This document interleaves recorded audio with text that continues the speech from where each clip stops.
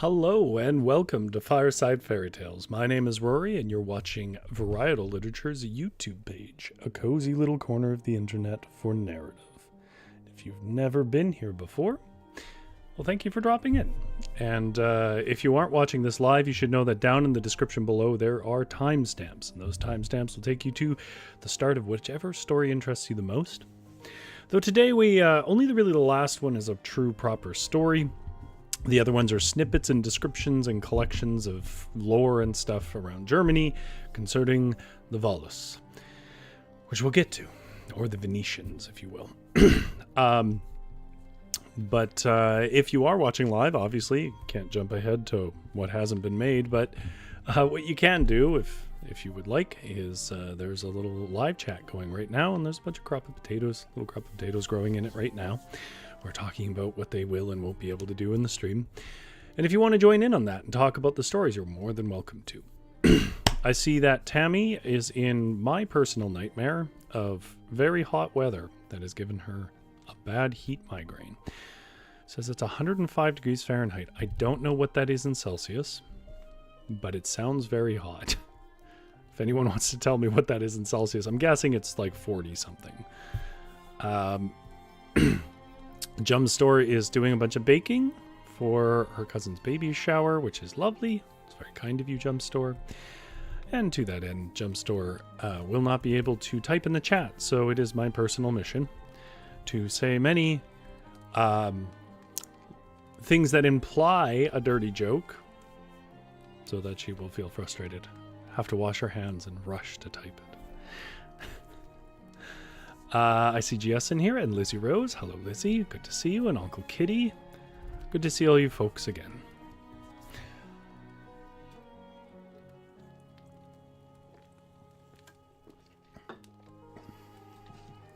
Unfortunately, the heat is bad here. Very muggy. All of those things. But the real challenge for tonight, for talking for an hour, especially in voices and stuff, is it's smoky.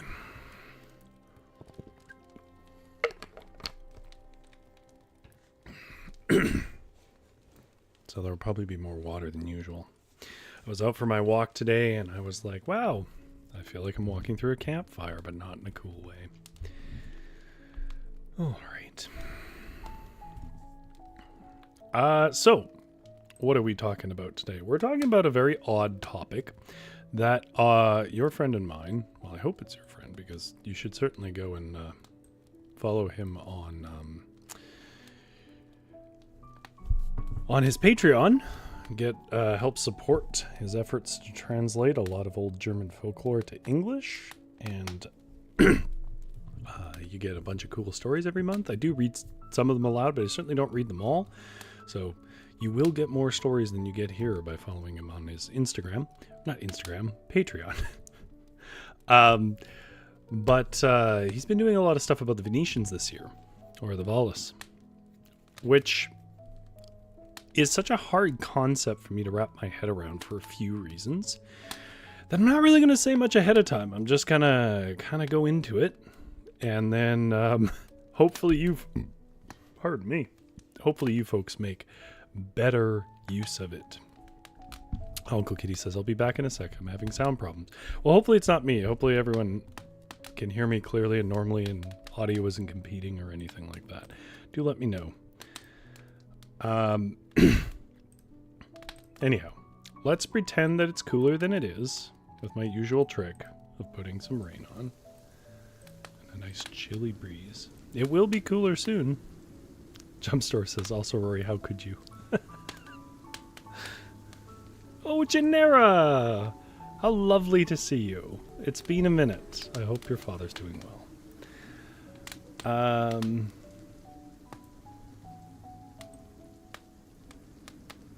Janera says, I can hear you perfectly. Very good. Okay. Anyways, yes. So the very, very broad strokes of what Wahles is it's a cycle of folklore about the Venetians. The Venetians... Now, obviously, when I say Venetians, we think of the actual Venetians, and it probably is about those people. In some places, it definitely seems to be. But it also kind of seems to be about, like, foreigners in general for this area. It's very, very strange. Janera says, the Clippy profile pic is a sort of rebellion against AI. Is that what it is? Because I've seen a few people with it, and it's a meme I have missed. Uncle Kitty says, not YouTube, it's my PC. Oh, that's too bad. So, here's like the really broad strokes, and then I'm just going to read it because the first thing we're going to read is not strictly speaking folklore, but a kind of introduction from an old book from a fellow who collected this folklore. So he's going to do some of that work for me. Janera says, my dad is doing well. Kidneys are officially back to normal function now, and he's even doing yard work. Well, we cherish those small things when we lose them, don't we? I'm really glad to hear that, Janera, and it's good to see you. So the Wahles are strangers that come to some German land and do sketchy things, right? In this case, we're going to see a lot about treasure. We're going to see a lot about treasure being stolen or swindled away or trying to be torn out of their land or something like that, but not always. And for that reason, I don't really think there's much more introduction I should give, because I don't feel like I have a good handle on it, period. And the stories themselves will do some of that talking for me. So, to that end, I will end and go back to telling stories. First, some water.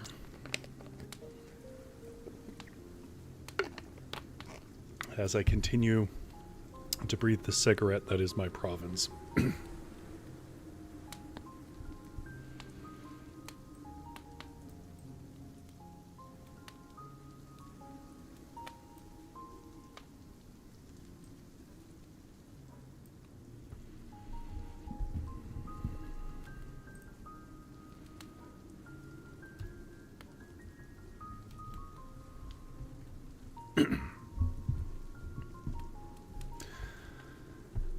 Our first story tonight, and all our stories tonight, come from Jürgen Hubert's translation of German folklore, a collection called Sunken Castles, Evil Poodles, which is also the name of his Patreon, which you should support because it is a noble and good effort, and it's not a lot of money, to translate German folklore to English. The story here is called The Wahles, which is the subject of tonight. Strange, foreign people stride through the legends of the German Middle Mountains. These are the mysterious gold prospectors usually called the Venetians, about whom there are numerous tales in the lore of Harz, Thüringen Forest, and Fichtel Mountain. Ranges and their people. They appear in those tales with supernatural abilities and know the hearts of the mountains, are familiar with all sorts of magical arts, and travel overland in dust devils.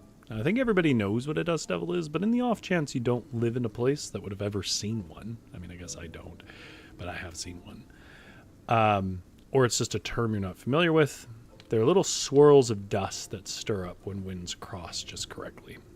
They're like mini tornadoes, but very mini, not dangerous at all. The first printed message about the presence of foreign gold prospectors is provided by Caspar Bruch in his... where is it? There it is. Grindelbeschrieb de Fichtelbergs, in the first edition of 1542, revised and indexed by a person whose name I am not going to pronounce. This mountain and the region surrounding it is exalted among all other areas and domains of Germany by the gold, silver, and iron, and thus all the best metals which are cooked up and created by the sun in the depths of the earth, along with sulfur and mercury. This is also well known by distant people such as the Wahles, Venetians, and Spanish, who scout our country. They tend to boast that the treasures and riches hidden in Germany are better known to them, despite being foreigners, than us Germans themselves. In this manner, our people frequently spotted Romanians, although you know that's not the word they used, Wahles, and Spaniards on said mountain. These explored nature opportunities and riches of this mountain and all of the surrounding regions, and even carried great riches away with them. May God reclaim such plunders and punish such peculation. So pausing here for a moment, right away, what do we notice? Kids, I feel like it's important for me to interject here. What do we notice about this story? It is a myth cycle that is fundamentally xenophobic and fundamentally paranoid of anybody from anywhere else. From this, the saying is derived that sometimes a cow is hit by a rock from the Fichtelberg mountain, but the rock will be more valuable than the cow. With this, people want to express that there are great riches to be found on this mountain. In this mountain range, people have also occasionally found books which were written in Walish, French, and Dutch languages. Many locations were described and pointed out where it was possible to find gold, and even pearls and precious stones in these books. I had such a book myself. That is the publisher of this quote I'm reading, which was loaned to me by a priest who is still the chaplain in Waldeck. Well, I was wandering over the Fichtelberg mountain and its streams at my own expense. In this book, all kinds of strange things are written of the Kratza, the Nab, the Eger, and the Main, and other rivers. It also included many signs one should search for. And with them, it would be possible to find the right locations where gold, iron, beautiful stones, and pearls were hidden. The unnamed second oldest author of the Fichtel Mountains dedicates a whole section to these foreigners named Walloons, Venetians, Milanese, Modenese, as well as other people from Brabant and Flanders, in his cited Auf Breichenboom. In this section, he describes what can be found in their registries, which are sometimes lost and then recovered, but sometimes confiscated. These registries detail the rich sites which they discovered and described on, near, and surrounding the Fichtelberg, as well as Upper and Lower Saxony, in the Harz mountain range, in Bohemia, Bavaria, the Palatinate, and the Voigtland. Particularly noteworthy are the explorations of the above-mentioned regions, and it goes on and on and on about the things that might be found there. I'm going to spare you that last paragraph. So why did I read this first? I read this first for two reasons. The first is it does give us a bit of an introduction to a concept that sort of lacks a very clear core to it. So I think the text does the best job it can with it. But the other reason why I have chosen to read this first is to give you a bit of the perspective of the people who were telling these tales. There is something about it. There is something about this cycle. Again, no great expert on it, and it's one I've only sort of started to contend with. But there is something about this cycle that there is a kind of purity to its xenophobia. Like, it doesn't seem to really draw a lot of notes about particular cultural elements the way a lot of this stuff does. Like, you know, if you read stuff about unfavorable tales of Romanian people, it's going to be about their shifty eyes and stuff like that. But In this one, what we see is just they came from somewhere else and they took our gold. How dare they? And there's like a very simplistic, straightforward thing about it. And also, it seems like, Jürgen makes this point, it seems very likely that there probably were prospectors who came along, and it's possible that this cycle of stories was just a way to, like, make their life harder so that the prospectors in their towns didn't have to compete with them. Actually, that's not exactly what Jürgen's point was, but developing on partially Jürgen's point. Jürgen also points out, I won't read it verbatim here because it is a footnote and you should buy his works and look at it.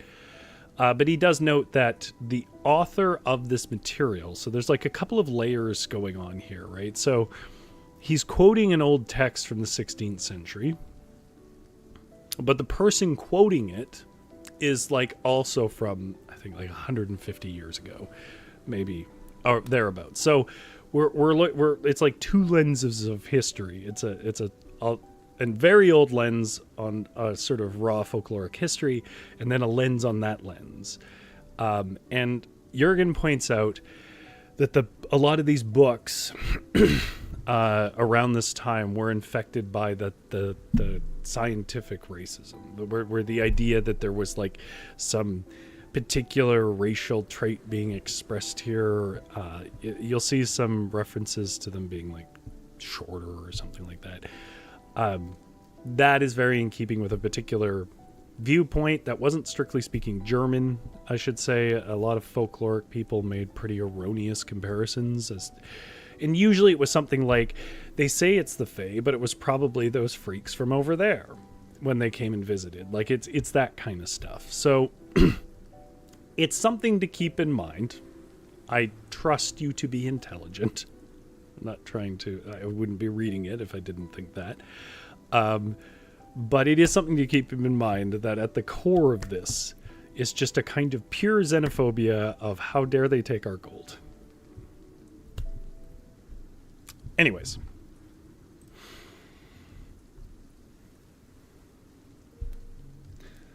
Time for water.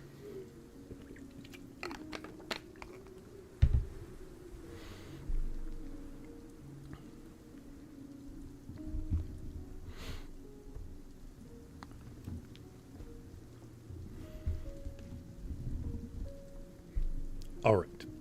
Our next tale also comes to us from Sunken Castle's Evil Poodles, translations of German folklore by Jürgen Hubert, who you should support at his Patreon, which I will have linked in the pinned comment below. And this is his translations of excerpts from the Wahles-Books. Continuing on with our topic. Forms and colors of the gold grains as described by Sebastian Berse in his Wahles-Book. Many gold grains are red, like rusting iron. Many are like garnets, dark, transparent. Many are smoothly spherical. Many are like peas. Many are like beans. Many are like pitch, but are also good. Of the Fichtelsee Lake, Giovanni Carnero, a Venetian, as well as Johann Schott, write, this lake can be found in the lands of the Margrave.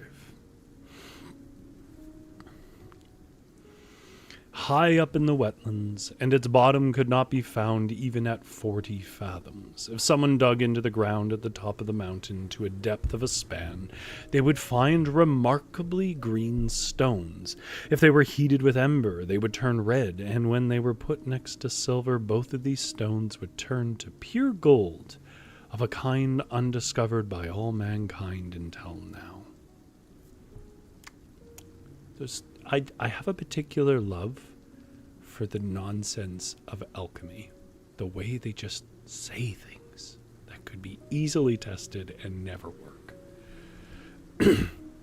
As a side note, the same Venetian claims that gold lies on many mountains in the Fichtel Mountains, like the stone heaps on the ground.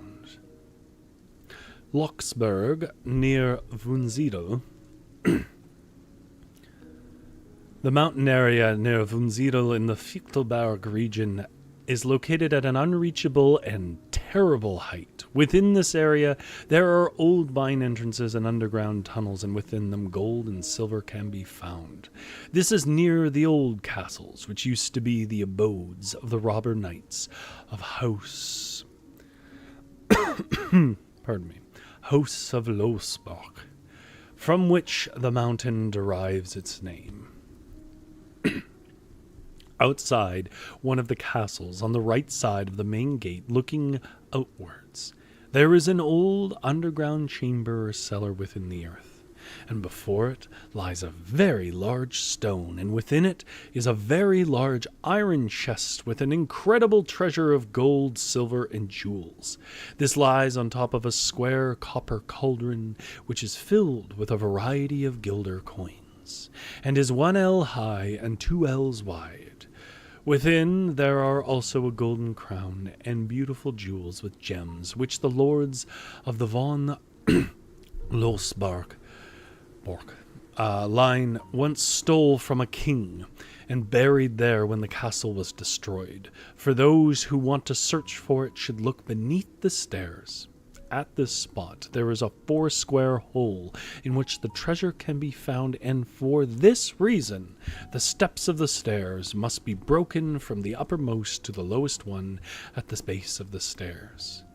It is best to retrieve the treasure on Epiphany, Sunday, probatum est carnero, which I will give you the translation that Jurgen has here. Latin for "it has been proven to be true by Carnero," i.e. the Venetian Giovanni Carnero vouches for this information. I, for my part, hold that if this were to be true, and if there had ever been such a treasure there, then Carnero and his accomplices would have stolen it a long time ago, and at the very least broken up the stairs. Thus, committing to such an effort would be pointless. Fair point. Caussin, a stream which flows into the Trubnitz near Redwitz, has its sources at a strong well. Within are blackish grains, some as large as a pea and some smaller. The wellhead throws these up into the air like sand in its center due to the force of the outflow. No one knows of them, but they contain a lot of gold. After it is clean, 1/3 of the material is dissolved, and if the rest is carried to a goldsmith's, they will pay 9 Reichstalers for the pound. Carnero, in the year of 1699, a farmer led me to the site who assured me that the Walloonish bearers of heckling combs and mousetraps had been seen there many times. I actually did find an old tin pan next to those grains, but how valuable they really were, I cannot say. A vibrant description of the wealth in the mountains. Lizzie says, I mean, at least it's a fair sentiment. It is their gold. I mean, presuming that was ever really happening, I guess in case, I should mention before I get off track, that last story is full of a bunch of nonsense. Like, because I'm sure most people are not like metallurgists or aware of what happens in mountains or whatever else. You should know that none of it's probably true. Like, basically everything he describes is fanciful but very nonsense. I mean, it's folklore.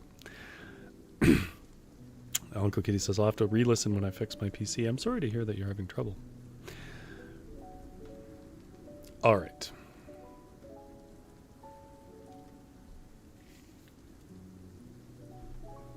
Uncle Kitty says, my monitor and speakers keep going out all day. Is it particularly warm where you are? Because there are some electronics that just overheat and then shut themselves off.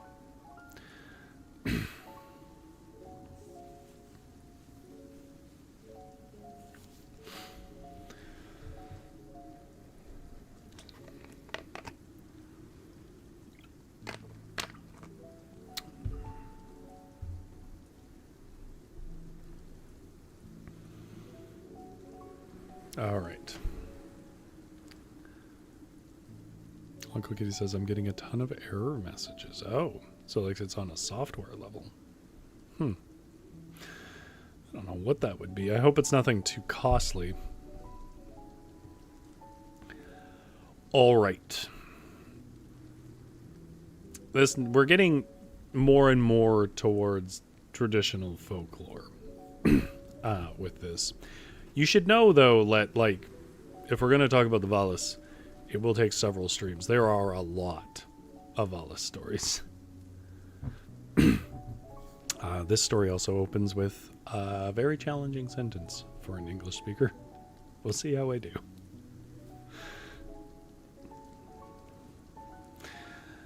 Our next collection of little tales is called The Further Tales of the Wahles, and of course it comes to us translated by Jürgen Hubert, who runs Sunken Castles, Evil Poodles, Patreon. That will be pinned down below in the comments. This video is no longer live, and you should absolutely support, because it's not a lot of money, and it helps spread wonderful folklore. Johann Heinrich Scherber, the priest of Bischofsgrün, writes in his previously mentioned, of course this is an excerpt from a book, so previously mentioned, maybe not in this section that we read. Umsichten auf den Ochsenkopf am Fichtelberge. It is a known fact that a lot of foreign people have congregated on the Fichtelberg Mountains since the 12th century who search for metals there. They were called in the Old German language Weilens, or shorter Walles, Walhaus, or Walloons. They wandered through every corner of the mountain all by themselves. Whenever one was spotted, he was either searching within the streams, hammering at rocks, or smelting at the fire. It was believed of them that they had a deeper understanding of stones, and at the same time knowledge of a secret art that allowed them to separate the precious contents from the base ore. But they carried the accumulated yield on their backs to their home country under the guise of simple trading with combs, mousetraps, and so forth. There they played a prominent role in their place of origin, thanks to Fichtelbergen gold. The Venetians are said to once have had their best workshop in the infamous Berglock at the Ochsenkopf Mountain, and found gold in a cave on the side of that crevice which the workers in the workshops strove after and excavated. This cave is called the Venetians' Cave. Scherber furthermore remarks, in every year there were examples of such adventuring wanderers from near and far. The publisher furthermore heard a tale of adventure from a farmer which a man from Bischofsgrün supposedly experienced together within Wahles. The man wanted to go to church in Bischofsgrün and arrived in town shortly before Mass started. Then a stranger approached him with the desire to be led on to the Ochsenkopf mountain. The farmer rejected this proposal with the comment that he didn't want to miss the Mass, for soon the bells would start ringing for the gathering of the congregation.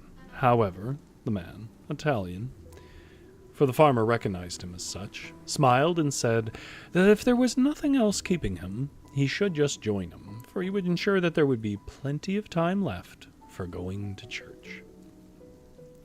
Then the farmer accompanied the stranger on the way, and though without any great confidence in the latter's assurance, they climbed the high mountain, talked about assorted topics, and finally started on the way back.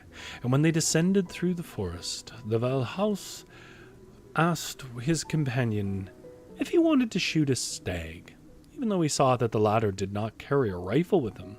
And behold, in the same moment, a mighty red deer stood next to the path between the trees. Then the farmer realized that the Walhaus must be potent in secret arts.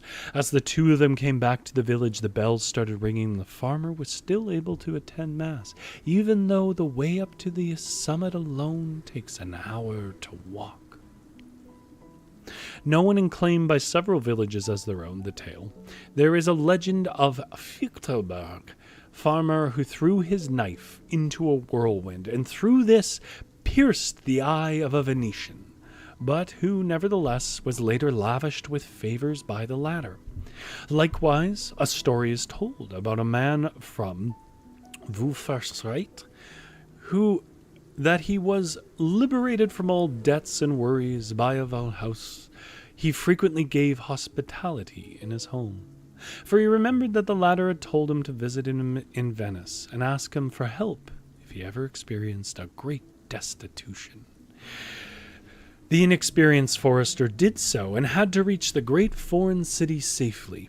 But there he stood, helpless and forlorn, stared at the proud palaces, and then he heard a voice call out from one of them, "Hans! Hans!" And a distinguished, richly dressed man hurried towards him, and it was his former guest, the gold prospector in the Fichtel Mountains.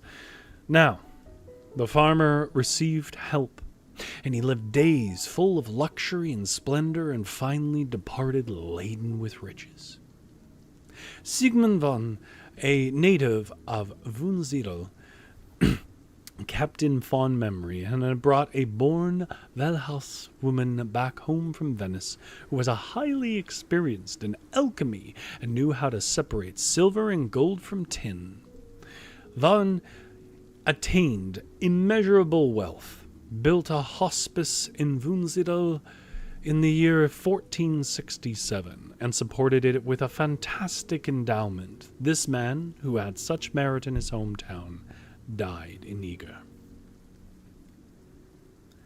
Apart from the gold prospectors attracted by medieval traditions and the above-mentioned books, research of the modern age gives greater importance to the legends of the Wahles.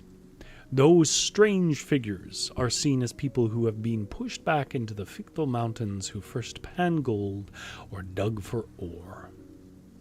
E. Fence points at the Vens and remarks that there could be an intriguing if daring conjecture. V. Balmer derives the name and ancestry of the Walloons from the valley mentioned by Pliny. Pliny the Elder, I assume, is who he's referencing, but maybe not.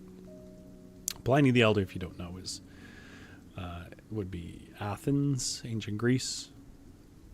He did write about a lot of stuff. The Valley are a Slavic tribe whose original abode the old scholar of history and nature describes as follows: a portus caucus per montes Gordiaeus, and remarks, indomite gentis ori tantum metalla fundiant, which translated is, beyond the gates of Caucasus in the Gordian Mountains, the Valley and the Suani, uncivilized tribes are found. Still, however, they work the mines of gold there. Take the uncivilized thing with a grain of salt. In the legends of the Upper Palatinata, the Venetians frequently have the size and appearance of the little mountain men. Yeah, this is the part where I said, keep your sensibilities about you. These are hack theories from a bad time in history for this stuff. And Schoenwerth comes to the following conclusion in the insightful examination: Chuds and Romans were gradually displaced by the Germanic peoples in the lore of the former, the tall people,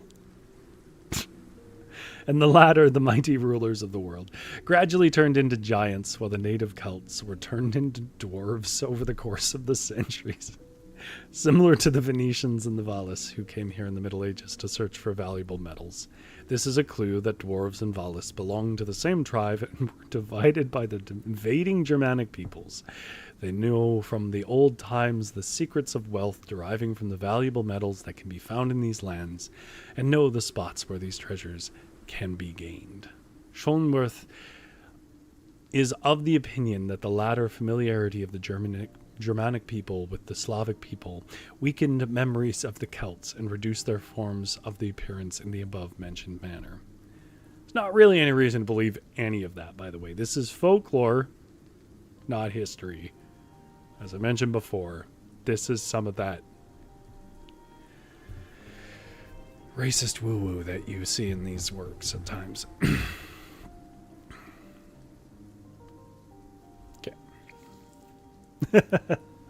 Different chud, Uncle Kitty, but I'm sure maybe they took some influence.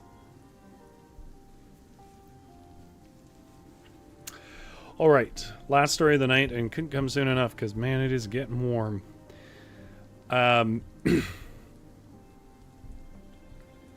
This is the most cohesive tale about the Venetians. And when I say that at the front, what I mean is it's not sort of broken up by facts and stuff like these other ones. However, oh my lord, is this a confusing story. So I don't know what you folks are up to, but if you want to listen to this one, probably going to have to give it your full attention. And then at the end, you're going to have to tell me what the hell happened.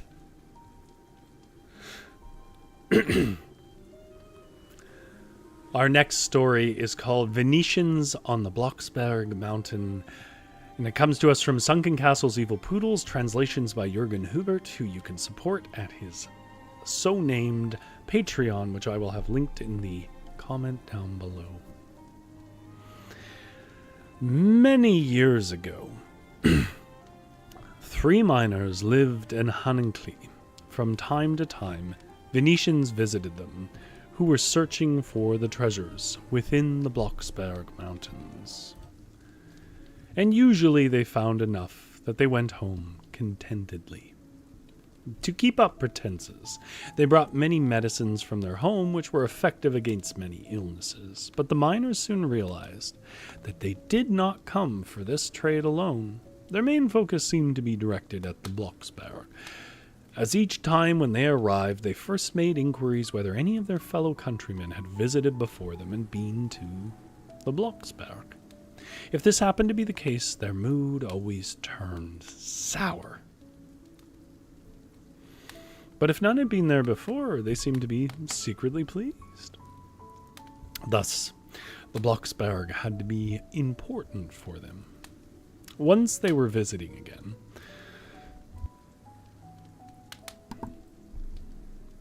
had inquired as before, and afterwards set forth towards the Blocksberg during a bright moonlit night. Then one of the miners, who were friends with each other, followed them and saw that they had dug the ground open at a remote spot of the Blocksberg. They then filled their bags with soil from this hole. The miners had seen enough and memorized the location where this had occurred. He hurried back so that he would arrive home before the Venetians. The following morning, the latter departed, and the miners agreed to visit this location in the same evening. They wanted to investigate what could be gathered there and already spoke of the riches that might be found. But the third miner declared that he didn't want to accompany them, for whatever he was destined to receive would come into his household on its own. The 2 other miners thus went there and searched at this spot, but didn't find anything, and they were finally about to give up and sourly gather their tools, when one of them took a strong swing at the ground and joyfully exclaimed, "There's something sticking in here!" Once more they started to dig, and they excavated a skeleton, but they were uncertain whether it belonged to a deer or a goat. If they were in a bad mood before, it worsened much more over this. But despite the anger, one of them still laughed at the other over their deception. This deception, rather. "Well," said one of them, "our friend must also receive his portion. We should bring the skeleton into his house. He's down in the mine. His wife is in bed. The doors are open. Thus we will be able to put it into his chamber without being seen." Once night had fallen, they calmly brought the skeleton into the chamber of their comrade and then went down into the mines. They still found their comrade during his labors, as he had made righteous effort and his holes had been excavated deeply. There you go, Jump Store, there's one. When they arrived, he immediately asked, "Well, are your barns full? I thought you would never have to put a hammer in your hands again." "Oh," they replied, "cease your mockery. We would have fared better if you'd gone down into the shaft." After that, they worked until 12. Then they ended their shift, walked home together, and everyone went on to their own abode. When the third one stepped into his chamber with a burning lamp, he was quite astonished, for everywhere in the room, on the windowsills and on the chimney boards, there were splendid little figurines made out of gold and silver, They were stags, does, pigs, cows, calves, goats, birds, and so forth. He could not stop looking at them, weighing them in his hands, marveling about the heft and beauty of these objects. After he'd inspected everything, he went to bed and thought, my wife shall wonder tomorrow morning about where these things came from as well. But there was no trace of the skeleton. He didn't know of it. The next morning his wife woke up, stepped into the chamber, and she became aware of these riches of gold and silver. She immediately ran back, woke up her husband, and asked him, "Husband, where did you get all these beautiful things from?" But he replied, "The dear God has brought them into our house," calmly turned on his other side, and continued to sleep. The woman locked and latched everything and did her domestic chores. And when it was nearly breakfast time, the man rose up and went outside in order to fetch washing water. At that moment, the two other comrades approached and merely wanted to receive their scolding for their little prank. But instead of looking upset, their friend approached them in a friendly manner and spoke, "Friends, it has occurred as I told you. God has brought me great fortune into my household. Come in, you shall have your part." And then he led them into the chamber. They became silent and rigid. Then he said, "You, friend, take this one, and you, take that one. I shall take that one here, and then each has so much that he shall not have to hammer on the drill again." And both of them thanked their comrade for this great gift. And then finally one broke and asked, "What did you do with the skeleton?" But he did not even react to this question, and only replied, "This doesn't matter. Everyone should pack their riches together and carry them home." These were heavy, so heavy that they were hardly able to move them. And later on, the three of them sold their gold animals in Goslar, and the Duke of Braunschweig received a few as well, and the miners gained so much money from this that they became rich people and remained rich for the rest of their lives. And from this time on, no one has ever seen a Venetian on the Blocksberg mountain again. The treasures within Blocksberg are also sealed away until no four-legged animal has stepped on the Blocksberg for 100 years. But it will be a long time until this occurs. So, what was that?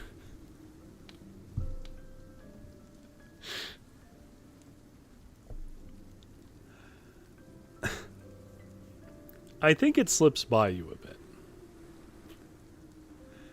Like, I think as I read it, you sort of go, "Oh yeah, okay."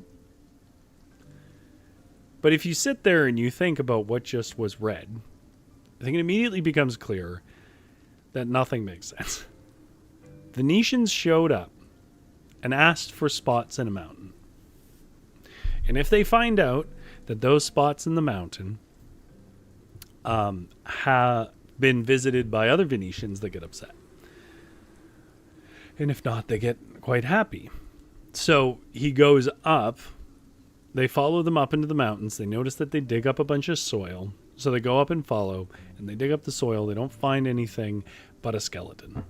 Of an animal, no less. Not a special weird animal, just an animal.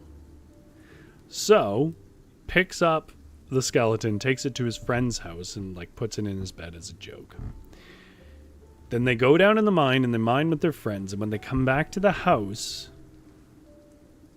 it's full of little figurines of gold and silver animals. And the skeleton is gone. And from this they get rich, and they're never seen again. That's the story. Number one.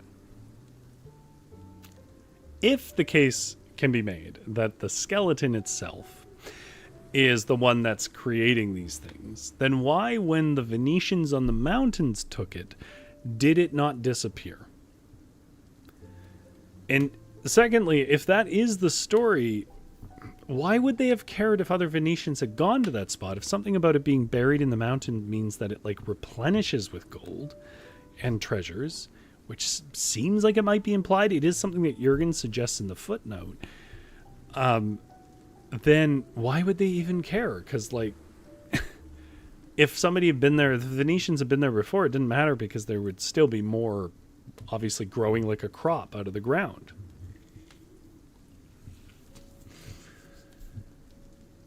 But it doesn't disappear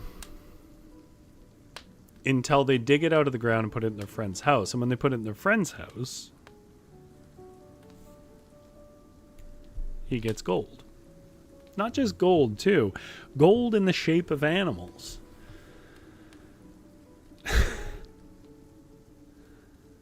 Uncle Kitty says, reward for freeing the skeleton, but he wasn't the one who freed the skeleton, right? So, I don't know. I just don't know. And then it adds this clause on the end that you won't see these kind of treasures again until no animal has touched the mountain for 100 years. Which I feel like it just washes through you like, oh yeah, that's some of their little, poetic BS.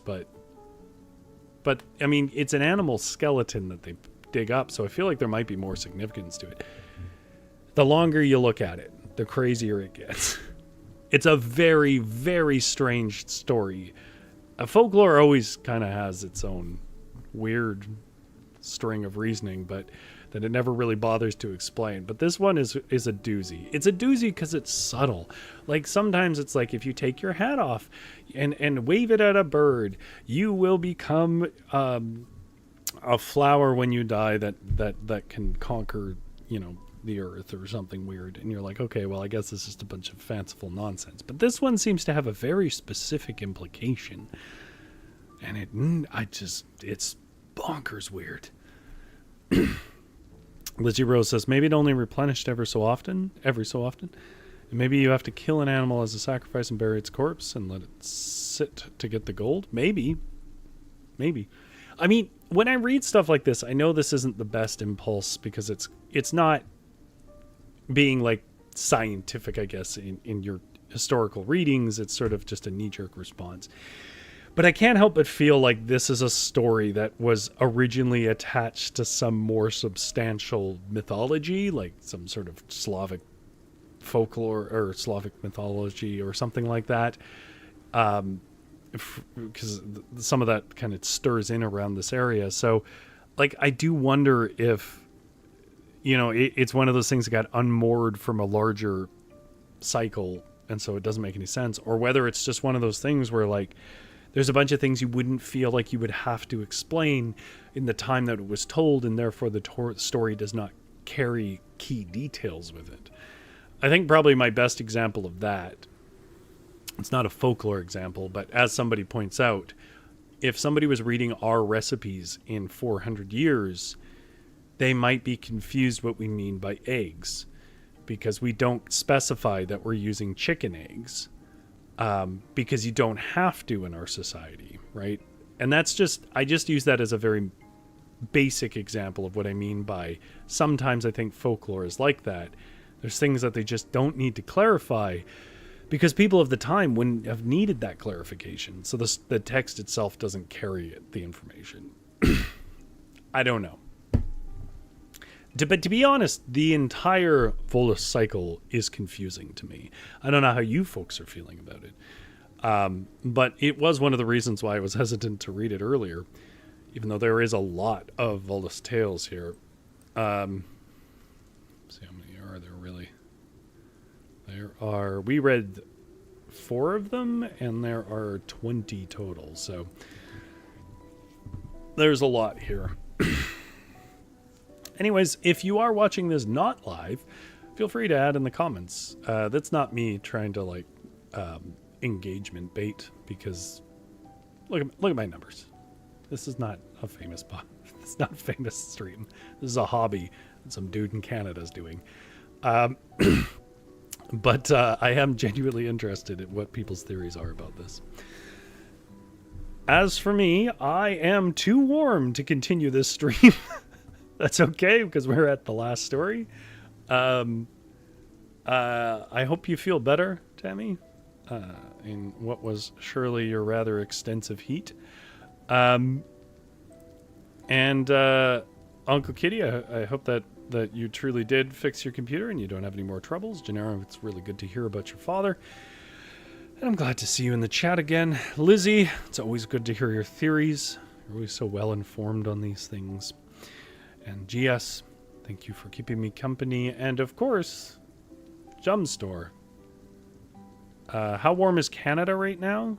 That's a good question. What is the temperature right now?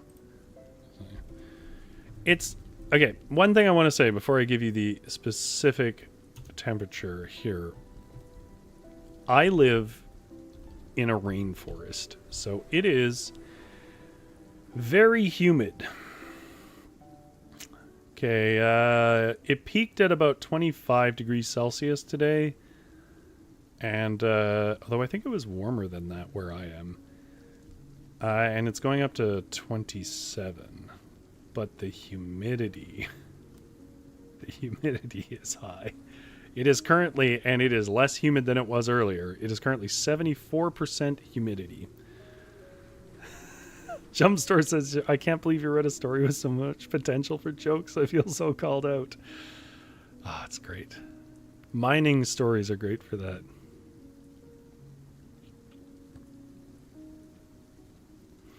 Anyhow, at the very least, if you do come up with a satisfactory explanation, you go right ahead and write fan fiction about it, because that's all folklore is, and that's half the reason I read it.